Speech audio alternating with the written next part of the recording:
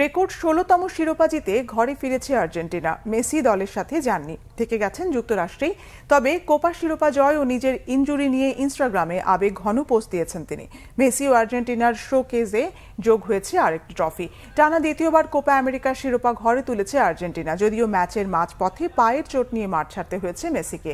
মাঠ ছেড়ে ডাগ আউটে তার কান্না ভক্তদের হৃদয় ছুঁয়ে গেছে।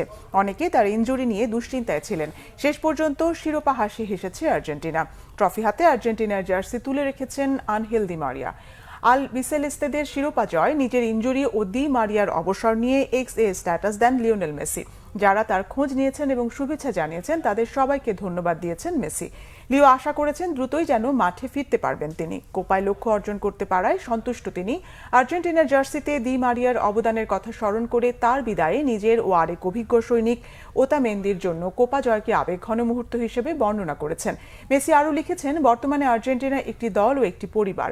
কোপায় তাদের সমর্থন করায় সবাইকে জানিয়েছেন ধন্যবাদ।